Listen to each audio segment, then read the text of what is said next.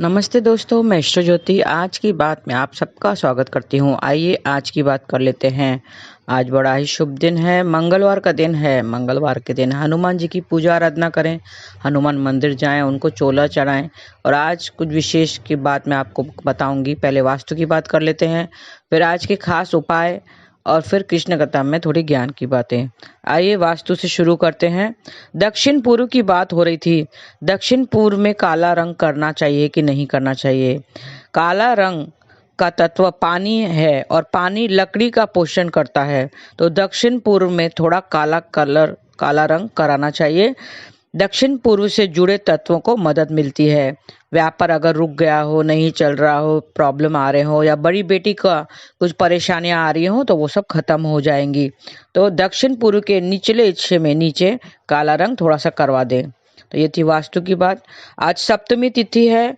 सप्तमी तिथि आज दोपहर 1:07 तक रहेगी और शाम 6:37 तक सिद्धि योग रहेगा। सिद्धि योग के दौरान काम शुरू करने में से सफलता मिलती है, तो सिद्धि योग में आप काम शुरू कीजिए। और दोपहर 1:07 तक त्रिपुष्कर योग भी रहेगा।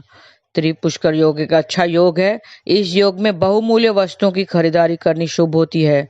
त्रिपुष्कर योग में बहुमूल्य की खरीदारी करें। और आज रात 12:02 तक पूर्व भाद्रपद नक्षत्र रहेगा। पूर्व भाद्रपद नक्षत्र के स्वामी देवगुरु बृहस्पति है और इसका संबंध आम के पेड़ से बताया गया है। तो ध्यान रखें, जिसका जन्म पूर्व भाद्रपद नक्षत्र में हुआ हो उनको आम की पेड़ की पूजा करनी चाहिए और आम की कोई भी चीज नहीं खानी चाहिए, जैसे आम रस, आम का पन्ना, आम का अचार, आम पापड़ वगैरह नहीं खाना चाहिए। पूर्व भाद्रपद एक पंचक नक्षत्र है, जो हम 5 दिन के ये पंचक चालू हैं, उसमें तीसरा नक्षत्र है। तो इस दौरान घर में लकड़ी का काम नहीं कराना चाहिए। 21 दिसंबर रात 10:09 तक इस बात का ध्यान रखें। और आज की खास बात, मार्गशीर्ष शुक्ल पक्ष की सप्तमी को मित्र सप्तमी मनाई जाती है। मित्र सूर्य देव को भी कहते हैं, तो आज सूर्य देव की विशेष रूप से उपासना का विधान है। आज के दिन स्वच्छता का विशेष ध्यान रखना चाहिए। आज सूर्य देव को अर्घ्य दें, जैसे मैंने विधि बताई है। तांबे के लोटे में जल डालकर उसमें अक्षत डालें और लाल फूल हो तो वो डाल सकते हैं, थोड़ा सा गुड़ वगैरह डालें और हाथ ऊपर कर कर अर्घ देना है। मंत्र जाप करना है, ओम गृहणी सूर्याय नमः। उसके बाद 3 बार गायत्री मंत्र का जाप करें। आज सूर्यदेव को अर्घ दें, दर्शन करें। कुछ देर धूप में भी बैठना चाहिए, इससे स्वास्थ्य अच्छा रहता है, दीर्घ आयु मिलती है, क्योंकि सूर्य आयु का कारक है उसे, और धन भी बढ़ाता है। आज दोपहर 1:07 से रात 12:11 तक भद्रा रहेगी। यह शुभ भद्रा है। जब चंद्रमा कुंभ, मीन, कर्क या सिंह राशि में होता है तो वो भद्रा अशुभ होती है, तो ध्यान रखें। आज भद्रा की शुरुआत में चंद्रमा मीन राशि में रहेगा। आज शाम 6:21 तक ही अशुभ भद्रा रहेगी, फिर उसके बाद वो अप्रभावी हो जाएगी। तो आप 6:21 तक कोई शुभ कार्य नहीं करें, जैसे विवाह, मुंडन, गृह प्रवेश, नया बिजनेस शुरू करना हो, यात्रा आराम करना हो, वो सब नहीं करना चाहिए, क्योंकि भद्रा का साया रहता है। तो ये थी आज की बातें। आज का उपाय मैं बता देती हूँ। स्नान आदि के बाद सूर्य देव को प्रणाम करें। पिता के साथ दोस्ती करनी है, क्योंकि सूर्य पिता का कारक है, तो आज पिता का आशीर्वाद जरूर लेना है। सूर्य देव को प्रणाम करके मंत्र जाप करें।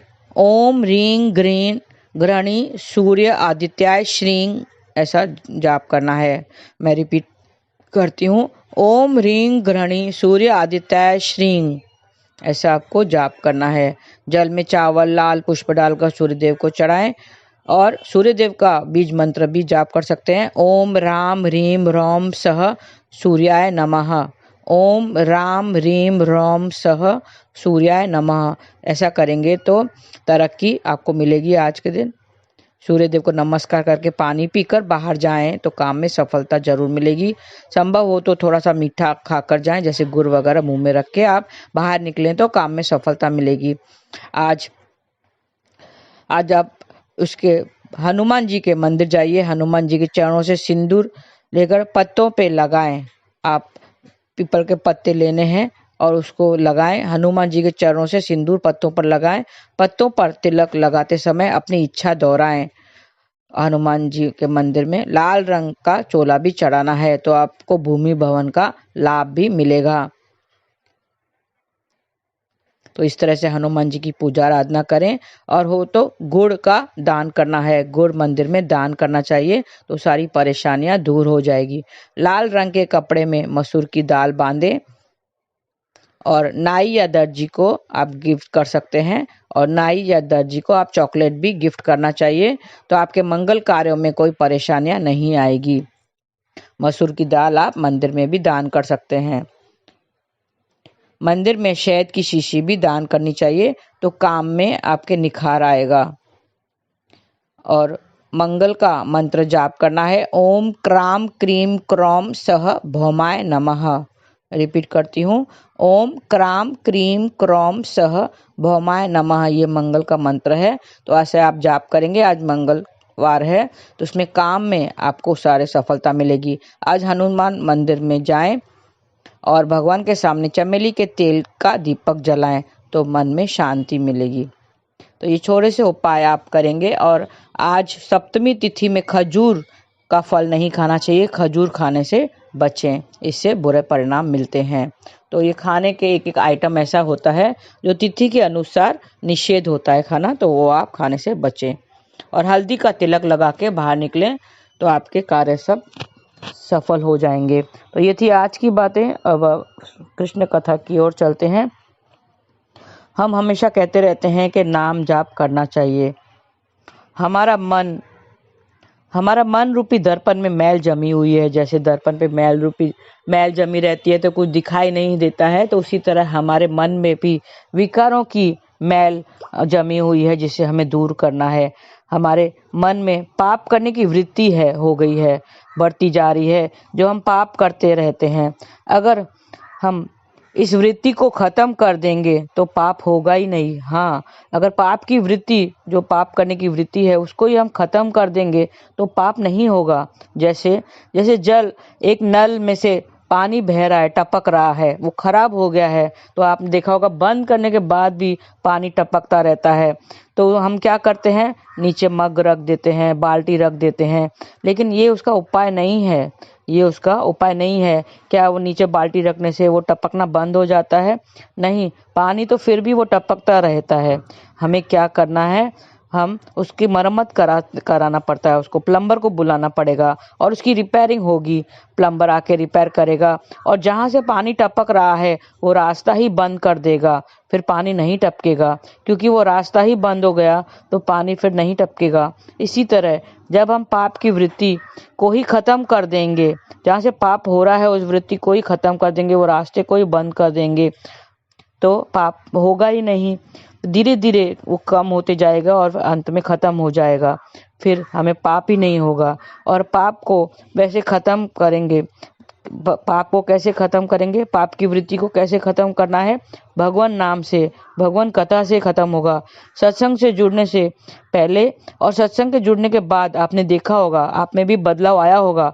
जो सत्संग से जुड़ने से पहले और सत्संग के जुड़ने के बाद आपके भी थोड़ा सा बदलाव आया होगा, पाप की वृत्ति कम हो गई होगी। वो धीरे धीरे खत्म होती है, एक तरह से एक ही समय पे नहीं खत्म होती है, धीरे धीरे वो पाप की वृत्ति समाप्त होती जाएगी। लेकिन भगवान नाम हमको कंटिन्यू करना है। हरे कृष्ण कृष्ण कृष्ण हरे हरे, हरे राम राम राम हरे हरे। वैसे हमारे दो चीजें हैं, एक शरीर और एक आत्मा। शरीर किसने दिया है? शरीर माता पिता की देन है। हम कहते हैं कि शरीर माता पिता की देन है, उन्होंने ही दिया है, तो हम कहेंगे कि ये माता पिता का अंश है। हम माता पिता के अंश हैं, ये शरीर माता पिता का अंश है। उसी तरह यह आत्मा किसने दी है? आत्मा परमात्मा का अंश है, उन्होंने ही दिया है। गीता में भी ये कृष्ण ने साफ कहा है, स्वयं कहा है कि हम उनके अंश हैं, तो हम कैसे नकार सकते हैं? तो हम उसके अंश हैं। हम सिर्फ अपने आप को शरीर समझते हैं, बॉडी समझते हैं, लेकिन ये गलत है। हम एक आत्मा है, we are a pure soul, हम परमात्मा का अंश हैं। तो इस चर्चा में हम कल आगे बात करेंगे कि कैसे हम अपने आप को एक शरीर समझकर उसकी सुंदरता पे हम पूरा जिंदगी गवा देते हैं और हमें शरीर और आत्मा को अलग समझते हैं। तो इस चर्चा में हम कल बात कंटिन्यू करेंगे। आज के लिए बस इतना ही। आपका दिन शुभ रहे। हरे कृष्णा।